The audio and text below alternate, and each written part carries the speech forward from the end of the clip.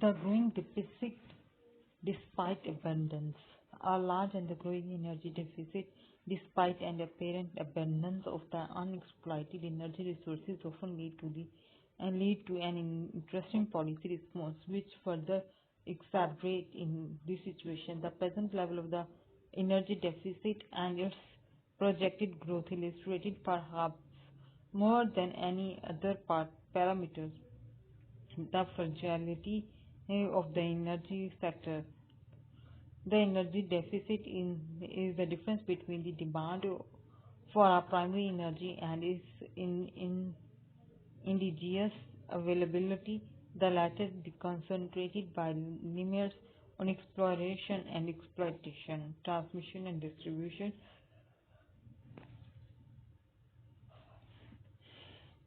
infrastructure, financial resources, physical access, and human capacity. Planning Commission figure even through missing non-commercial energy implies the demonstrate the extent of the issue.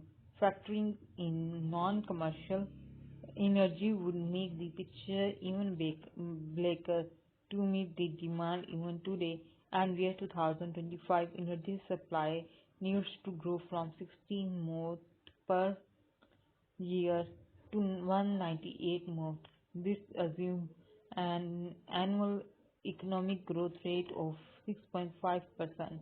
While this growth rate for exceeds current level, it could be achieved with the receding of the global financial crisis and more serious commitment to reform. In, in fact, the current national growth strategy prepared by Planning Commission even investigates a growth rate of 4.5% in the official year 2012, climbing to the 6% in the next 2 years, barring unforeseen setbacks. Over the same 15-year period, aggregate indigenous supply is assumed to increase from the present level of 40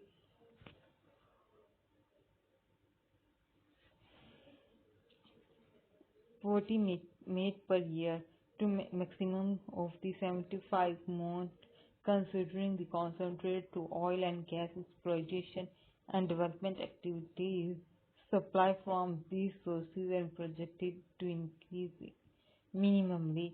On the other hand, indigenous supplies from coal, hydroelectricity, nuclear, and non-traditional renewable resources would need to sustainably enhance to substitute for oil and gas to extend the possible the projected shortfall increase from the already distributing level of 20 months per year to an overwhelming 122 months by 2025. This state of affairs applies the unrealistic long-term dependency on the unaffordable external source of energy. The specter of growing deficit exists despite the perception that the Pakistan's energy resources base is substantial and largely unexploited.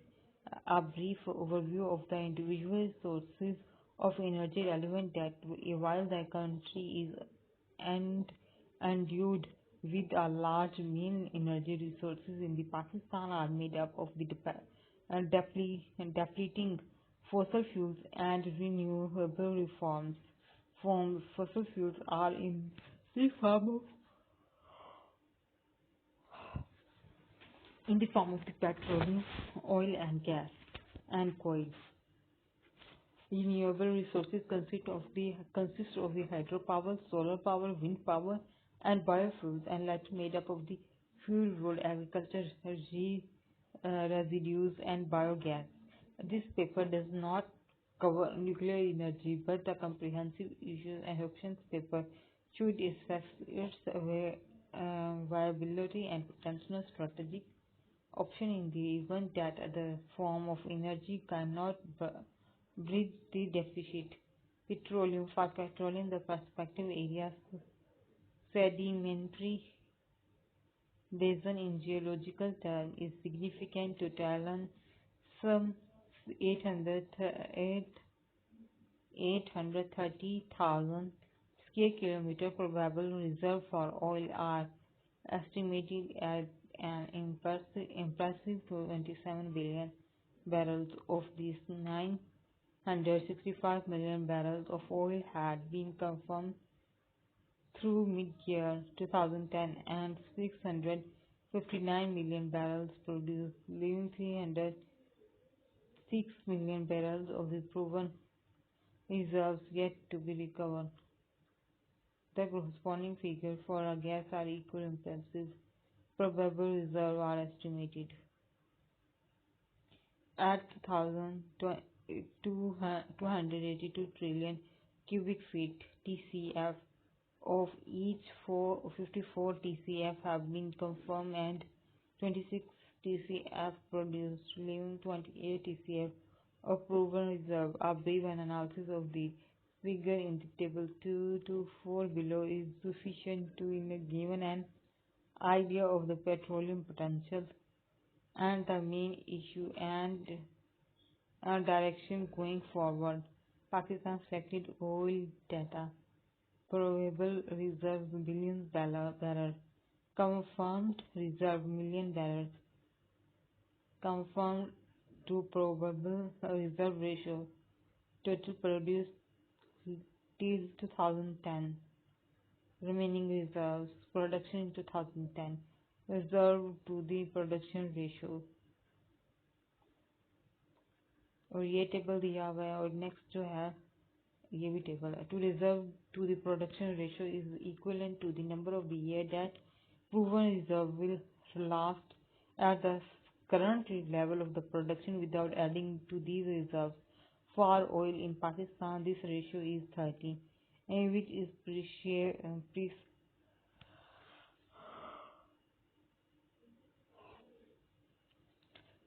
precisely low given the high and rising level of the import dependence. It is only a third of the world average of the 40. For natural gas, it stands at 90, which is low in view of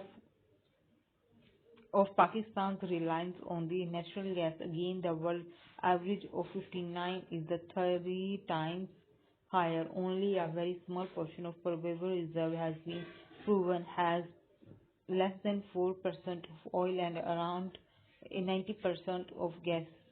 Key factors is increasing in the level of the proven reserves and therefore the likelihood of the enhancing recovery, including the level of the exploration activity and its success rate, in addition to higher proportion of unconfirmed reserves and large prospective geographic area. Table 4 clearly show that the drilling intensity in Pakistan is low, about a 50 of the world average, and the contrast, the drilling success rate is impressive, over 7 times the world average. Putting these factors together, it does not take much to summarize that with the increased exploration activity, the perspective of enhancing the proven reserve, and by extension the chances of increasing oil and gas production are sound. However, with the large portion of the sedimentary basin in areas of deteriorating security, the expansion of the exploration activity is becoming increasingly challenging, particularly as such activity is undertaken by international oil companies funded by their own risk capital and utilizing their own personnel. Coal. Probable coal reserves in Pakistan are extremely large, totaling 186 billion tons. Among these, the Thar deposit, containing the 175 billion ton, is ranked as the world's fifth largest find. Proven reserves stand at 1,980 million tons. At the present rate of production, the reserve will last well over 400 years. The bulk of the despite are of the poor quality of the higher sulfur, ash, and moisture content. Moreover, much of the coal is situated in the remote areas where game security is a concern. It exploited would therefore require expensive excavation, treatment, and transport infrastructure. For this reason, Pakistan demand exceeds current production levels and is stopped up with the imports. Under these conditions, further exploration does not seem to be priority unless deposits of the higher quality coal are discovered. The main emphasis would be on identifying and introducing the appropriate technology to clean the coal, to mitigate environmental concern and to reduce the exploitation and infrastructure costs. This is a challenging prospect, but one which must be pursued as a possible alternative to the continued import.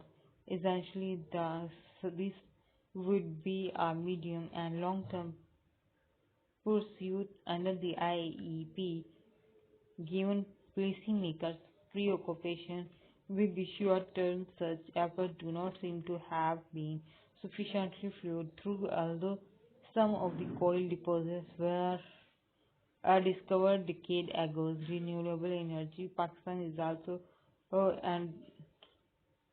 and or was discover dis, considerable are largely untapped renewable energy resources. It is hydroelectric potential for energy and medium plant stands at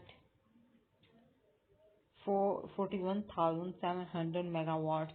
Only 16%, 6,600 megawatts, has been harnessed to date. Small hydro potential is about 1,500 megawatts, of which a mere 4% has been tapped. Solar energy potential remains unexploited other than a few point scale efforts. Carter's 2008 indicates somewhat sensationally that if only a quarter of 1% of the land area of Balochistan were covered with the solar panel of 20% efficiency, the photovoltaic energy generated would meet the country's total electricity need. Pakistan wind energy potential also remain virtually untouched. The US USAID Renewable Energy Lab, on the basis of the study of the wind regime, estimate this potential to be around 41,000 megawatt. However, a world of caution is needed here. Admittedly, with continuous research and development, the feasibility of generating large quantities of solar and wind power is dramatically improving. However, there is a long way to go before these sources can compete with existing well-established technologies based on the major commercial fossil fuels. While estimate for non-commercial form of energy, chiefly fuel wood, are less reliable, there is no doubt that these resources are considerable and count for nearly half of Pakistan's supply mix. It is despite the unregulated and unsustainable harvesting of the of these poorly managed resources.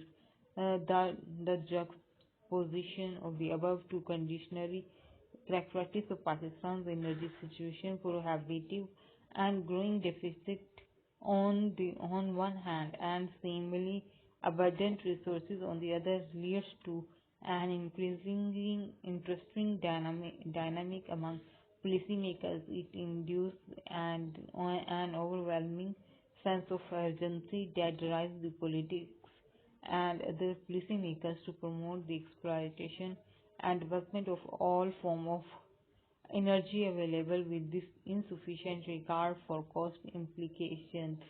Many countries, including Pakistan, have at one time or another reacted in a similar fashion. Sometimes even for political reasons to demonstrate visibly to the electorate that the corrective action is being taken. In the cash concentrated situations such as in Pakistan, this is prohibitively expensive. The first and the most obvious outcome is the distortion of development priorities. Renewable forms such as solar and wind power generation are given higher priority than warranted on the grounds that are free resources capable of generating energy is remote location. Among energy specialists, there is common edge that while these forms of energy are free, since they are constantly renewable and abundant, they are certainly not cheap. We mentioned earlier that the cost of power generation from these sources will rapidly improving with an intensified research and development is still still relatively high compared with the nuclear power generation which in itself is an expensive option. Solar power is around 30% more expensive and wind power about 60%. A concern example is that of the CAP project, the first major wind power project in the United States at the end of the 2010. Despite four form of subsidies, the project had not been able to secure buyer for half its available output. Even for the half that was secured, the agreed uh, stra- straw was twice the level of conventional fossil fuel sources. If a project like this does not work for a country with the resources available to the United States, how can one reasonably expect it to work for the less wealthy country such as Pakistan? Another drawback is that the wind and solar generation schemes are generally small scale and would not therefore effectively bridge the immense deficit the Pakistan faces. All this does not imply the solar and wind power generation should be excluded. Solar energy, as an example, may have other applications such as water and even space heating, where the economic are favorable. All options should remain on the table. Under IEP, while wind and solar power generation may not readily fit in the today optimum scenario, they could well become the economical in the years ahead. For with the technology development projections over the longer term would be necessary to anticipate the future. Some participatory analysis and groundwork may be required in the term.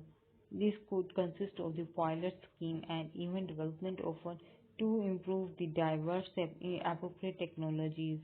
Also, in order to tackle the issues that are poverty elevation in the area moved from the national grid, departure from the optimum may be necessary even in the short term. Again, IEP provides the mechanism to strike an affordable balance, keeping in mind that the departure also need to be continued to ensure the success of energy policy.